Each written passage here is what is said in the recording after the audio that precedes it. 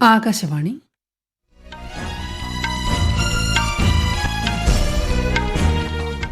നമസ്കാരം. വാർത്തകൾ വായിക്കുന്നത് ലിൻസ സിറാജ്.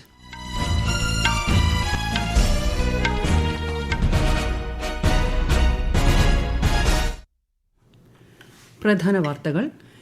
ഇന്ത്യയും ജപ്പാനും തമ്മിലുള്ള നയതന്ത്ര ബന്ധം ശക്തിപ്പെടുത്തുന്നതിനായുള്ള മാർഗരേഖ പ്രധാനമന്ത്രി നരേന്ദ്രമോദിയും ജാപ്പനീസ് പ്രധാനമന്ത്രിയും ചേർന്ന് പുറത്തിറക്കി. ചൈനയിൽ നാളെ ആരംഭിക്കുന്ന ഷാങ്ഹായ് സഹകരണ ഉച്ചകോടിയിൽ പ്രധാനമന്ത്രി നരേന്ദ്രമോദി പങ്കെടുക്കും. വികസ്വര ലോകത്തിന്റെ യഥാർത്ഥ ശബ്ദമാണ് ഗ്ലോബൽ സൌത്ത് എന്ന് കേന്ദ്രമന്ത്രി പീയൂഷ് ഗോയൽ. ചെറുകിട കർഷകരുടെ വെല്ലുവിളികൾ പരിഹരിക്കുന്നതിന് സംയോജിത കൃഷിക്ക് ഊന്നൽ നൽകുമെന്ന് കേന്ദ്രമന്ത്രി ശിവരാജ് സിംഗ് ചൌഹാൻ. കേരളത്തിൽ അമീബിക് മസ്തിഷ്ക ജ്വരം പ്രതിരോധിക്കുന്നതിനായുള്ള ആരോഗ്യവകുപ്പിന്റെ ജനകീയ ക്യാമ്പയിന് ഇന്ന് തുടക്കം. ലോക ബാഡ്മിന്റൺ ചാമ്പ്യൻഷിപ്പിൽ ഇന്ത്യയുടെ സാത്വിക് സായിരാജ് രംഗിറെഡ്ഡി ചിരാഗ് ഷെട്ടി സഖ്യം സെമി ഫൈനലിൽ. വാർത്തകൾ വിശദമായി. ഷാങ്ഹായ് സഹകരണ സംഘടന SCOയുടെ 25ാമത് യോഗത്തിന് നാളെ ചൈനയിലെ ടിയാൻജിനിൽ തുടക്കം. 2 ദിവസത്തെ ഉച്ചകോടിയിൽ പ്രധാനമന്ത്രി നരേന്ദ്രമോദി പങ്കെടുക്കും. ആഗോള ഭരണത്തിൽ പുതിയ മാനദണ്ഡങ്ങൾ രൂപപ്പെടുത്തുന്നതിൽ ഈ ഉച്ചകോടി പ്രധാന പങ്ക് വഹിക്കുമെന്നാണ് പ്രതീക്ഷിക്കുന്നത്. പ്രാദേശിക സുരക്ഷ, കണക്ടിവിറ്റി, സുസ്ഥിര വികസനം, അംഗരാജ്യങ്ങൾക്കിടയിൽ ഐക്യം വർദ്ധിപ്പിക്കൽ തുടങ്ങിയ നിർണായക വിഷയങ്ങളിൽ SCO ഉച്ചകോടി ശ്രദ്ധ കേന്ദ്രീകരിക്കും. റഷ്യൻ പ്രസിഡന്റ് വ്ളാഡിമിർ പുടിൻ ഉൾപ്പെടെ 20-ലധികം ലോക നേതാക്കളും 10 അന്താരാഷ്ട്ര സംഘടനകളുടെ മേധാവിമാരും യോഗത്തിൽ പങ്കെടുക്കുമെന്നാണ് പ്രതീക്ഷിക്കുന്നത്. ഇന്ത്യയും ജപ്പാനും തമ്മിലുള്ള തന്ത്രപരവും സാമ്പത്തികവും സാങ്കേതികവുമായ ബന്ധം ശക്തിപ്പെടുത്തുക എന്ന ലക്ഷ്യത്തോടെ അടുത്ത ഒരു ദശാബ്ദത്തേക്കുള്ള സമഗ്രമായ മാർഗരേഖ പ്രധാനമന്ത്രി നരേന്ദ്രമോദിയും ജാപ്പനീസ് പ്രധാനമന്ത്രി ഷിഗരു ഇഷിബയും ചേർന്ന് പുറത്തിറക്കി. ഇന്നലെ ടോക്കിയോയിൽ നടന്ന 15ാമത് ഇന്ത്യ ജപ്പാൻ വാർഷിക ഉച്ചകോടിക്ക് ശേഷമാണ് ഇരു നേതാക്കളും പ്രഖ്യാപനം നടത്തിയത്. ഇന്ത്യ ജപ്പാൻ ഉഭയകക്ഷി ബന്ധത്തിൽ ആഴത്തിലുള്ള ചർച്ചകൾ നടന്നതായി പ്രധാനമന്ത്രി സമൂഹമാധ്യമത്തിൽ കുറിച്ചു. അടുത്ത 10 വർഷത്തിനുള്ളിൽ ഇന്ത്യയിൽ ജപ്പാൻ 10 ട്രില്യൺ യെൻ നിക്ഷേപം നടത്തുമെന്നും പ്രധാനമന്ത്രി അറിയിച്ചു. अगले दशक के लिए एक रोड मैप बनाया है. हमारे विजन के केंद्र में investment, innovation, economic security, environment, technology, health, mobility, people to people exchanges and state prefecture partnership, ये प्रमुख बातें हैं. പ്രധാന ധാതു വിഭവങ്ങളുടെ വിതരണ ശൃംഖലകൾ സ്ഥാപിക്കുന്നതിനും ധാതു ഖനനം, സംസ്കരണം എന്നിവ പ്രോത്സാഹിപ്പിക്കുന്നതിനുമായി ഇന്ത്യയും ജപ്പാനും സഹകരണ പത്രത്തിൽ ഒപ്പുവെച്ചു. ഇന്ത്യയുടെ ഊർജ്ജ സുരക്ഷയും 2070ഓടെ നെറ്റ് സീറോ കാർബൺ ബഹിർഗമനം എന്ന ലക്ഷ്യവും കൈവരിക്കാൻ ഈ സഹകരണ ശ്രമങ്ങൾ സഹായിക്കുമെന്ന് കേന്ദ്ര കൽക്കരി ഖനി മന്ത്രി ജി കിഷൻ റെഡ്ഡി പറഞ്ഞു. പ്രധാനമന്ത്രിയുടെ ജപ്പാൻ സന്ദർശന വേളയിലാണ് നിർണായക ധാതുക്കളിൽ സഹകരണത്തിനുള്ള കരാറിൽ ഇരു രാജ്യങ്ങളും ഒപ്പുവെച്ചത്. ചാന്ദ്രയാൻ 5 ദൌത്യത്തിൽ ഇന്ത്യയും ജപ്പാനും തമ്മിൽ സഹകരണത്തിനുള്ള കരാറിനെ പ്രധാനമന്ത്രി നരേന്ദ്രമോദി സ്വാഗതം ചെയ്തു. കരാർ അനുസരിച്ച് ചാന്ദ്ര ധ്രുവ പര്യവേക്ഷണ പരിപാടി ലുപെക്സിൽ ISROയും ജപ്പാൻ എയ്റോസ്പേസ് പര്യവേക്ഷണ ഏജൻസിയും ചേർന്ന് പ്രവർത്തിക്കും. ഇതിനുള്ള നിബന്ധനകളും വ്യവസ്ഥകളും നിർവചിക്കുന്ന രേഖയിൽ ഇരു രാജ്യങ്ങളും ഒപ്പുവെച്ചു. ഇന്ത്യയുമായുള്ള വാർഷിക ഉച്ചകോടിയിൽ പങ്കെടുക്കാൻ റഷ്യൻ പ്രസിഡന്റ് വ്ളാഡിമിർ പുടിൻ ഡിസംബറിൽ ഇന്ത്യ സന്ദർശിക്കും. സന്ദർശനം സംബന്ധിച്ച കൂടുതൽ ചർച്ചകൾക്കായി ചൈനയിൽ നടക്കുന്ന ഷാങ്ഹായ് സഹകരണ സംഘടനാ ഉച്ചകോടിക്കിടെ പ്രസിഡന്റ് പുടിൻ തിങ്കളാഴ്ച പ്രധാനമന്ത്രി നരേന്ദ്രമോദിയെ കാണുമെന്ന് റഷ്യൻ വിദേശനയ ഉപദേഷ്ടാവ് യൂറി ഉഷാക്കോവ് വ്യക്തമാക്കി. റഷ്യയിൽ നിന്നും ഇന്ത്യ വാങ്ങുന്ന അസംസ്കൃത എണ്ണ ഉൾപ്പെടെ ഇന്ത്യൻ ഉൽപ്പന്നങ്ങൾക്കുള്ള തീരുവ 50% ഇരട്ടിയാക്കിയ അമേരിക്കൻ നടപടിയുടെ പശ്ചാത്തലത്തിലാണ് പുടിന്റെ ഇന്ത്യ സന്ദർശനം. ഭക്ഷ്യ ഉൽപാദനത്തിൽ ഇന്ത്യ സ്വയം പര്യാപ്തമാണെന്ന് കേന്ദ്ര കൃഷിമന്ത്രി ശിവരാജ് സിംഗ് ചൌഹാൻ. ഇന്ത്യയ്ക്ക് മാത്രമല്ല മറ്റു രാജ്യങ്ങൾക്കും ആവശ്യമായ അളവിൽ ഭക്ഷ്യധാന്യങ്ങൾ നിലവിൽ ഇന്ത്യയിൽ ഉൽപ്പാദിപ്പിക്കുന്നുണ്ടെന്ന് അദ്ദേഹം പറഞ്ഞു. മൈസൂരുവിൽ ജഗദ്ഗുരു ഡോക്ടർ ശ്രീ ശിവരാത്രി രാജേന്ദ്ര മഹാസ്വാമിയുടെ 110ാം വാർഷികാഘോഷ പരിപാടിയിൽ സംസാരിക്കുകയായിരുന്നു മന്ത്രി. ചെറുകിട കർഷകർ നേരിടുന്ന വെല്ലുവിളികൾ പരിഹരിക്കുന്നതിന് സംയോജിത കൃഷിക്ക് ഊന്നൽ നൽകുമെന്ന് കേന്ദ്ര കൃഷിമന്ത്രി പറഞ്ഞു. ദേശീയ സുരക്ഷാ ചട്ടക്കൂട് മെച്ചപ്പെടുത്തുന്നതിനായി കരസേന സംഘടിപ്പിച്ച പ്രത്യേക സൈനിക സിവിൽ സംയുക്ത സംരംഭം കൺവേർജ് ക്യാപ്സ്യൂൾ 2 ഇന്നലെ സമാപിച്ചു. കഴിഞ്ഞ 5 ദിവസമായി ജോധ്പൂരിലെയും ജയ്സാൽമീറിലെയും തന്ത്രപ്രധാനമായ സ്ഥലങ്ങളിൽ നടന്ന ഈ പരിപാടി സൈനിക സിവിലിയൻ മേഖലകൾക്കിടയിൽ ശക്തമായ ബന്ധം സ്ഥാപിക്കുന്നത് ലക്ഷ്യമിട്ടാണ് സംഘടിപ്പിച്ചത്.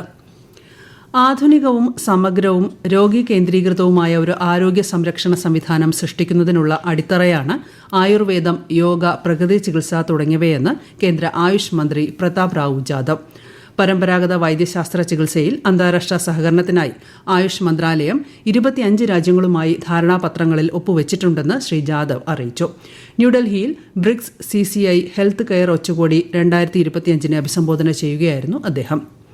ഈ വാർത്തകൾ ആകാശവാണിയിൽ നിന്നും. ആകാശവാണി വാർത്തകളും വാർത്താധിഷ്ഠിത പരിപാടികളും all India radio news Thiruvananthapuram YouTube ചാനലിലും all India radio news Thiruvananthapuram Facebook പേജിലും AR News_ തിരുവനന്തപുരം ഇൻസ്റ്റഗ്രാം അക്കൌണ്ടിലും AR News_TVM X ഹാൻഡിലും ലഭ്യമാണ്. പ്രധാനമന്ത്രി നരേന്ദ്രമോദി ആകാശവാണിയിലൂടെ ജനങ്ങളുമായി ആശയങ്ങൾ പങ്കുവയ്ക്കുന്ന പ്രതിമാസ റേഡിയോ പ്രഭാഷണ പരിപാടി മൻ കി ബാത്ത് നാളെ രാവിലെ 11 മണിക്ക്.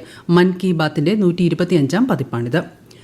വികസ്വര ലോകത്തിന്റെ യഥാർത്ഥ ശബ്ദമാണ് ഗ്ലോബൽ സൌത്ത് എന്ന് കേന്ദ്രമന്ത്രി പീയൂഷ് ഗോയൽ. മൂല്യവർദ്ധന, സാങ്കേതിക വിദ്യാധിഷ്ഠിത കൃഷി, പുനരുപയോഗ ഊർജ്ജം, ആരോഗ്യ സംരക്ഷണം എന്നിവയിൽ ശ്രദ്ധ കേന്ദ്രീകരിച്ച് അടുത്ത 5 വർഷത്തിനുള്ളിൽ ഇന്ത്യയും ആഫ്രിക്കയും ഉഭയകക്ഷി വ്യാപാരം ഇരട്ടിയാക്കാൻ പ്രവർത്തിക്കണമെന്ന് അദ്ദേഹം ആവശ്യപ്പെട്ടു.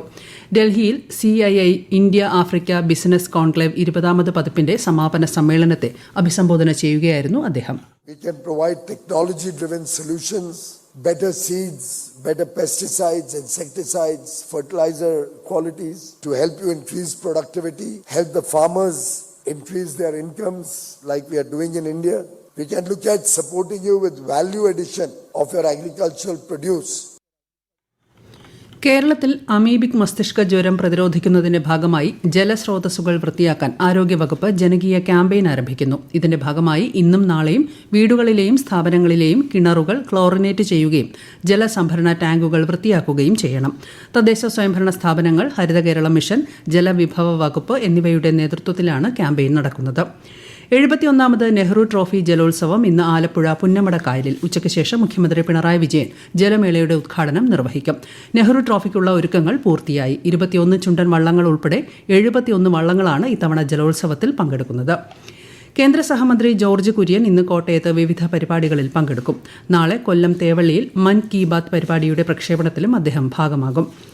പാരീസിൽ നടക്കുന്ന ലോക ബാഡ്മിന്റൺ ചാമ്പ്യൻഷിപ്പിന്റെ പുരുഷ വിഭാഗം ഡബിൾസിൽ ഇന്ത്യയുടെ സാത്വിക് സായിരാജ് രംഗി റെഡ്ഡി ചിരാഗ് ഷെട്ടി സഖ്യം സെമി ഫൈനലിൽ പ്രവേശിച്ചു. മലേഷ്യൻ സഖ്യത്തെ പരാജയപ്പെടുത്തിയാണ് ഇരുവരുടെയും നേട്ടം.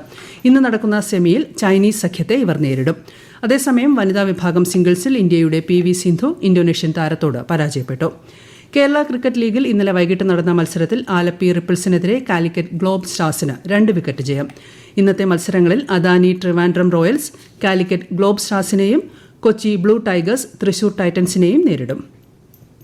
എയർ കമാൻഡർ MK ചന്ദ്രശേഖർ അന്തരിച്ചു. ഇന്ത്യൻ വ്യോമസേനയിൽ എയർ കമാൻഡറായി സേവനം അനുഷ്ഠിച്ച അദ്ദേഹം 11,000 മണിക്കൂറിലധികം വിമാനങ്ങൾ പറത്തിയ പൈലറ്റാണ്. വിശിഷ്ട സേവാ മെഡലടക്കം നിരവധി ബഹുമതികൾ നേടിയിട്ടുണ്ട്. തൃശൂർ ദേശമംഗലം സ്വദേശിയാണ്.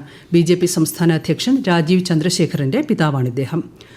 കണ്ണൂർ കണ്ണപുരത്തിനടുത്ത് കീഴറയിൽ വീട്ടിലുണ്ടായ സ്ഫോടനത്തിൽ ഒരാൾ മരിച്ചു. വീട് പൂർണ്ണമായും തകർന്നു. ഇന്ന് പുലർച്ചെ 2 മണിയോടെയായിരുന്നു സംഭവം. മരിച്ചയാളെ തിരിച്ചറിഞ്ഞിട്ടില്ല. സ്ഥലത്ത് പോലീസ് ക്യാമ്പ് ചെയ്യുന്നു. സമഗ്രമായ അന്വേഷണം ആരംഭിച്ചിട്ടുണ്ട്. ലഹരി വിരുദ്ധ ക്യാമ്പയിനായ നശാമുക്ത് ന്യായ് അഭിയാന് ഇന്ന് തിരുവനന്തപുരത്ത് തുടക്കമാകും. ക്യാമ്പയിന്റെ സംസ്ഥാനതല ഉദ്ഘാടനം സുപ്രീംകോടതി ജഡ്ജിയും national legal service authority service executive ചെയർമാനുമായ ജസ്റ്റിസ് സൂര്യകാന്ത് നിർവഹിക്കും. കേരള ഹൈക്കോടതി ചീഫ് ജസ്റ്റിസ് നിതിൻ ജംദാർ, മന്ത്രി MP രാജേഷ് എന്നിവർ പങ്കെടുക്കും. ലെബനിലെ സമാധാന പ്രവർത്തനങ്ങൾ അവസാനിപ്പിക്കാൻ UN സുരക്ഷാ സമിതി തീരുമാനിച്ചു. ഇന്നലെ നടന്ന വോട്ടെടുപ്പിലാണ് തീരുമാനം. മേഖലയിലെ ഇസ്രയേൽ ഹിസ്ബുള്ള സംഘർഷവും ലെബനൻ സൈന്യത്തിന്റെ മോശം പ്രവർത്തനവും കാരണമാണ് നടപടി. 1000-ഓളം ഇന്ത്യൻ സൈനികരും UN സുരക്ഷാ സേനയുടെ ഭാഗമായി ലെബനനിൽ പ്രവർത്തിക്കുന്നുണ്ട്. സ്വാശ്രയവും വികസിതവുമായ ഇന്ത്യയുടെ യാത്രയിൽ ജപ്പാൻ മുഖ്യ പങ്കാളിയാണെന്ന് വിദേശകാര്യ സെക്രട്ടറി വിക്രം മിശ്രി. പ്രധാനമന്ത്രി നരേന്ദ്രമോദിയുടെ ദ്വിദിന ജപ്പാൻ സന്ദർശനത്തെക്കുറിച്ച് മാധ്യമങ്ങളോട് സംസാരിക്കുകയായിരുന്നു അദ്ദേഹം. ഉഭയകക്ഷി വിഷയങ്ങൾക്ക് പുറമെ 2 പ്രധാനമന്ത്രിമാരും പ്രാദേശിക ആഗോള സാഹചര്യങ്ങളെക്കുറിച്ചും ചർച്ച ചെയ്തതായി അദ്ദേഹം മാധ്യമങ്ങളോട് പറഞ്ഞു. പ്രധാന വാർത്തകൾ വീണ്ടും. ഇന്ത്യയും ജപ്പാനും തമ്മിലുള്ള നയതന്ത്ര ബന്ധം ശക്തിപ്പെടുത്തുന്നതിനായുള്ള മാർഗരേഖ പ്രധാനമന്ത്രി നരേന്ദ്രമോദിയും ജാപ്പനീസ് പ്രധാനമന്ത്രിയും ചേർന്ന് പുറത്തിറക്കി. ചൈനയിൽ നാളെ ആരംഭിക്കുന്ന ഷാങ്ഹായ് സഹകരണ ഉച്ചകോടിയിൽ പ്രധാനമന്ത്രി നരേന്ദ്രമോദി പങ്കെടുക്കും. വികസ്വര ലോകത്തിന്റെ യഥാർത്ഥ ശബ്ദമാണ് ഗ്ലോബൽ സൌത്ത് എന്ന് കേന്ദ്രമന്ത്രി പീയൂഷ് ഗോയൽ. ചെറുകിട കർഷകരുടെ വെല്ലുവിളികൾ പരിഹരിക്കുന്നതിന് സംയോജിത കൃഷിക്ക് ഊന്നൽ നൽകുമെന്ന് കേന്ദ്രമന്ത്രി ശിവരാജ് സിംഗ് ചൌഹാൻ. കേരളത്തിൽ അമീബിക് മസ്തിഷ്ക ജ്വരം പ്രതിരോധിക്കുന്നതിനായുള്ള ആരോഗ്യവകുപ്പിന്റെ ജനകീയ ക്യാമ്പയിന് ഇന്ന് തുടക്കം. ലോക ബാഡ്മിന്റൺ ചാമ്പ്യൻഷിപ്പിൽ ഇന്ത്യയുടെ സാത്വിക് സായിരാജ് രംഗിറെഡ്ഡി ചിരാഗ് ഷെട്ടി സഖ്യം സെമി ഫൈനലിൽ. വാർത്തകൾ കഴിഞ്ഞു. അടുത്ത വാർത്താ പ്രക്ഷേപണം ഉച്ചയ്ക്ക് 12:30.